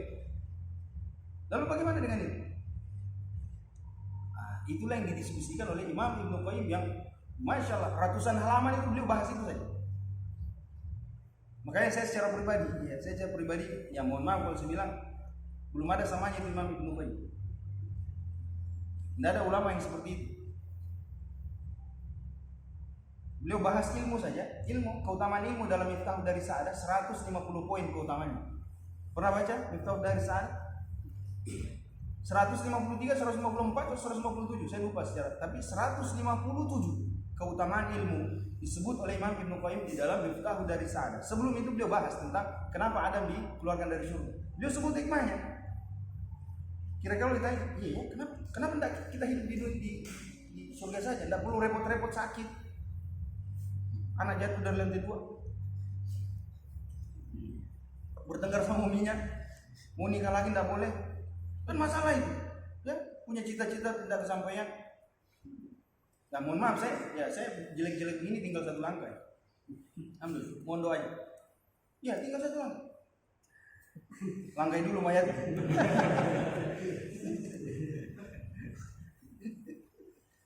Kenapa kata Imam Ibnu Qayyim? Subhanallah, beliau sebutkan puluhan hikmah kenapa Adam harus keluar. Pernah dengar? Nah, makanya baca kitab Imam Ibnu Qayyim al-Jauziyah, Zadul Ma'ad, Miftah dari Sa'adah, Madarijus Salikin. Itu para ulama besar bilang, kalau antum mau tahu resepnya kenapa para ulama luas, tajam hatinya, salah satunya adalah baca karya Imam Ibnu Qayyim al-Jauziyah. Ada yang punya karya Imam Ibnu Qayyim? Saya tanya, ada? Ada yang koleksi kitabnya? Tidak ada. Lah, Allah. Jangan sampai antum baru dengar Imam Ibnu Qayyim. Ya? Apa judulnya? Obat penyakit hati, salah satu. Sebenarnya itu bagian kecil yang diambil dari kitab. Madarijus Salikin saya punya 4 jilid tebal. Zadul Ma'ad 7 jilid tebal. Insyaallah itu kalau beliau bahas satu masalah saja bisa ratusan halaman. Kenapa kira-kira Adam dikeluarkan dari surga? Seandainya beliau tidak keluar kan kita jadi penghuni surga. Betul tidak? Nah, saya kasih PR bulan depan antum jawab. Kenapa Adam harus keluar dari surga? Iya ya, coba kita. Nabi Adam tak keluar dari surga, kan di surga terus mungkin. Tak perlu capek-capek begini. Cari nafkah, cari apa, kalau di surga kan tinggal petik-petik. Tinggal suruh saya mau datang. Baik, saya kira cukup ya. Kenapa? Satu, untuk supaya pribadi ke bumi. Kedua, untuk dilihat siapa yang bagus amalannya. Masya Allah. Untuk dilihat siapa yang paling bagus amalannya. Salah satu poin. Di antara sekian banyak bahwa Adam dikeluarkan dari surga untuk menjadi ujian bagi anak cucunya.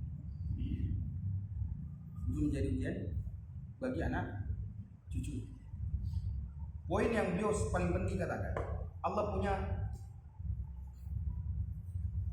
punya asma dan sifat, Al-Ghafur, Ar-Rahim, Ghaffar. Kalau Adam tidak berdosa dan diusir dari surga, maka ada nama-nama dan sifat Allah yang tidak punya hakikat. Tidak ada realitasnya. Kalau Adam tidak berdosa, maka apa makna Ghafur? Apa makna Ar-Rahim? Ar-Rahman? Al-Halim? Tidak ada mana. Maka akan ada nama Allah yang tidak punya realitas dalam kehidupan. Ya kan? Makanya salah satu hikmah terbesarnya itulah kenapa Adam harus diusir dari surga. Banyak. Antum baca Miftah dari Sa'adah. Ada terjemahnya. Ada terjemahnya, tebal sekali. Coba cari di online. Saya tidak tahu terjemahan judul tema, tapi saya pernah lihat. Sudah? Ya. Nah, terakhir kata Imam Ibnu Qayyim, agar cucu-cucunya itu bisa merasakan kemenangan yang sejati, agar orang-orang yang nanti masuk surga tahu arti amal soleh. Karena berbeda orang yang terlahir dalam keadaan kaya dengan orang yang merangkak dari nol. Andai kita lahir dan besar di surga, maka kita tidak akan tahu rasanya bagaimana amal soleh itu, bagaimana berdarah-darah dan menangis dalam berjuang di jalan Allah, bagaimana perihnya luka itu ketika kita berjalan kemudian begini dan seterusnya, jauh dari ikhwah, tidak terasa itu. Bagaimana mau dirasa di dalam surga? Pernah lihat orang kaya yang mewarisi kekayaan orang tuanya? Apa hebat? Tapi coba lihat orang yang lahir dari tukang ini, tapi berhasil dan sukses punya perusahaan besar. Yang mana yang lebih bisa menikmati? Kata Imam Ibnu Qayyim al-Jauziyah, agar hamba Allah itu ketika pertama memasuki surga, dia akan merasakan tangisan yang luar biasa, rasa haru yang luar biasa, karena melihat balasan Allah atas amalan-amalan. Kalau dia terlahir dalam surga dan besar dalam surga, tidak ada keharuan ini, tidak akan terasa nikmat ini. Kalau kita hidup bergelimang harta, tidak pernah merasakan penderitaan. Ini kawan sekalian, jadi sekali-sekali menangis, menetes keringat dan darah kita, jangan khawatir. Semua indah pada saat kita mendapatkan balasan dari sisi Allah. Subhanallah wa bihamdihi, la ilaha illa anta astaghfiruka wa atubu ilaik. Wa sallallahu ala nabiyyina Muhammadin wa ala alihi wasallam. Wa akhiru da'wana alhamdulillahi rabbil alamin. Assalamualaikum warahmatullahi wabarakatuh.